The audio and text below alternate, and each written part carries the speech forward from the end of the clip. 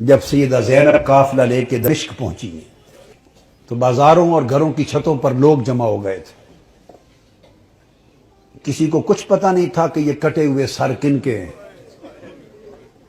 اور جو قیدی آ رہے ہیں اونٹوں پر کجاووں پر یہ کون ہیں۔ صرف اتنا اعلان کیا ہوا تھا کہ حکومت کے کچھ باغی تھے اور باغیوں کو قتل کر دیا گیا ہے۔ اب یہ باغیوں کے سر دربار یزید میں پہنچائے جا رہے ہیں۔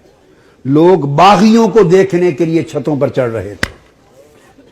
کسی کو کچھ خبر کچھ پہچان نہ تھی۔ ہجوم ہو گیا، قافلہ رک گیا بازار دمشق میں۔ آج وہ بازار سوق حمیدیہ کہلاتا ہے، چھتا ہوا ہے آج بازار دمشق کا۔ وہ روٹ تھا جہاں سے وہ مسجد اموی جو ہے اس طرف دربار یزید کی طرف مڑ کے قافلہ جانا تھا۔ بھیڑ ہو گئی، قافلہ رک گیا۔ بھوک تھی، پیاس تھی، پریشان حالی تھی، تو چھتوں پہ جو لوگ چڑھ گئے تھے ان میں ایک خاتون بھی چڑھ گئی تھی، بوڑھی۔ اس خاتون نے دیکھا قیدی ہیں، مسافر ہیں، پریشان حال ہیں۔ اس نے پانی بھیجا، کچھ کھانے کی چیزیں بھیجی، کچھ کپڑے بھیجے، دوپٹے بھیجے، ضرورت کا سامان بھیجا۔ سیدہ زینب نے سارا کچھ دیکھ کر اس خاتون کو بلوایا۔ جب وہ قریب آئی تو فرمایا کہ بی بی، تو نے ہمارے ساتھ بڑی نیکی کی ہے۔ کوفہ سے لے کے دمشق تک کسی نے ہمیں پوچھا تک نہیں، کسی نے ہمارے حال کی خبر نہیں لی۔ تم کون ہو اور ہمیں کیا سمجھ کے ہم سے اتنی بھلائی کی؟ اس نے کہا میں اور تو کچھ نہیں، میں اپنی اوائل چھوٹی عمر میں مدینہ رہتی تھی اور حضرت سیدہ فاطمہ الزہرا کی خادمہ تھی۔ پھر جب ان کا وصال ہو گیا تو مدینہ چھوڑ کے دمشق آ گئی، پھر وہاں نہیں رہی۔ تو تم نے اتنی نیکی کی ہمارے ساتھ کیا سمجھ کے؟ اس نے کہا مجھے اور تو کچھ معلوم نہیں۔ تو جب آخری وقت تھا حضور سیدہ کائنات کا تو میں نے عرض کیا بی بی مجھے کوئی وصیت کر دیں، وصیت کی عمر بھر عمل کروں۔ تو انہوں نے مجھے، جانتی تھی کہ میں دمشق سے ہوں، انہوں نے مجھے وصیت کی تھی۔ فرمایا تھا بیٹا ایک ہی وصیت ہے، کبھی قیدی نظر آئیں تو ان سے اچھا سلوک کرنا۔ زندگی میں کبھی قیدی نظر آئیں تو ان سے اچھا سلوک کرنا۔ میں نے تو دیکھا ہے قیدی ہیں اور مجھے ان کی وصیت یاد آئی ہے۔ زندگی میں پہلی مرتبہ موقع ملا ہے تو میں نے سیدہ فاطمہ الزہرا کی، اپنی مخدومہ کی، میں نے نصیحت پہ عمل کر کے قیدی جان کے تو یہ سارا کچھ کیا ہے۔ سیدہ زینب رضی اللہ تعالی عنہ اور سلام اللہ علیہ فرمانے لگی اللہ تیرا بھلا کرے، تجھے اجر دے، بتا تو نے ہم سے اتنی نیکی کی، بھلائی کی، ہم تیرے لیے کیا دعا کریں، کیا صلہ دیں؟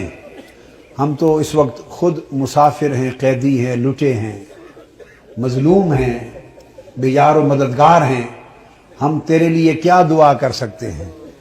اس نے کہا بی بی میری ایک ہی آرزو ہے عمر بھر کی، وہ دعا کر دیں۔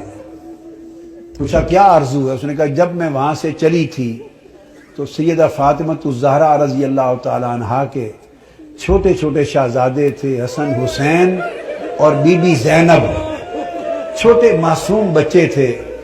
اب زمانہ گزر گیا، میری اس وقت سے آرزو ہے کہ کبھی مجھے حسین اور زینب کی زیارت ہو جائے، دعا کر دے کہ مجھے ان کی زیارت نصیب ہو۔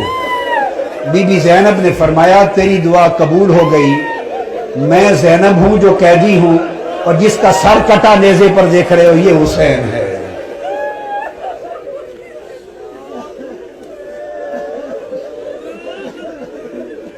اللہم صلی علی سیدنا و مولانا محمد وعلی آلہ وصحبہ وبارک وسلم۔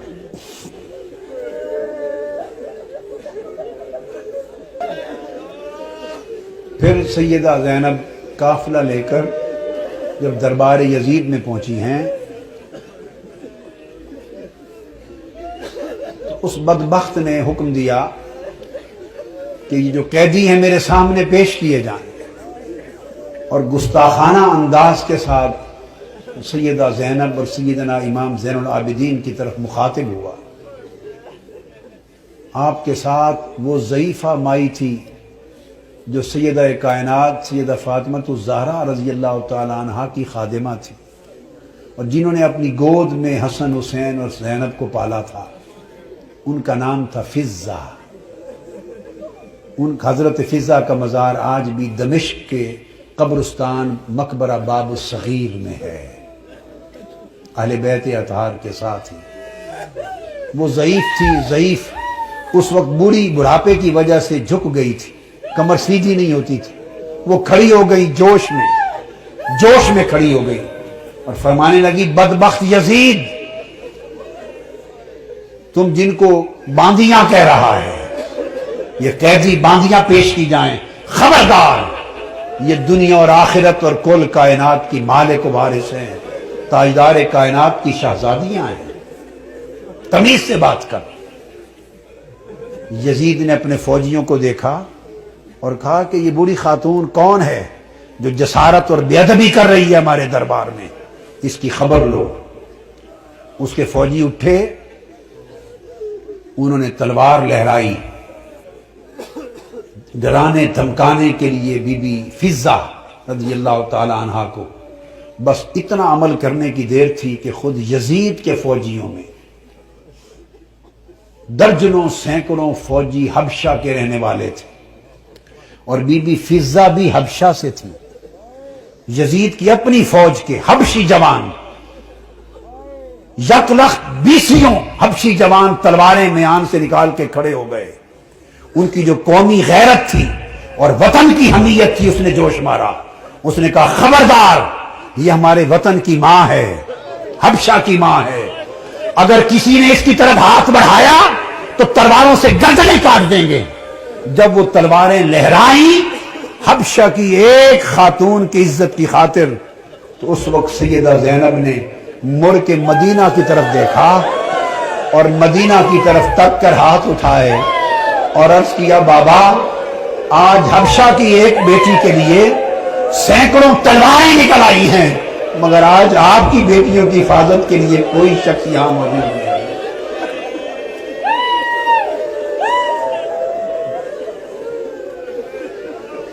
اللہم صلی علی سیدنا و مولانا محمد وعلی آلہ وصحبہ وبارک وسلم۔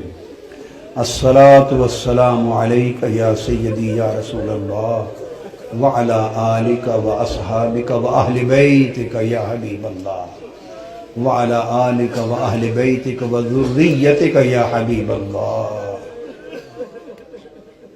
وما علینا الا البلاغ۔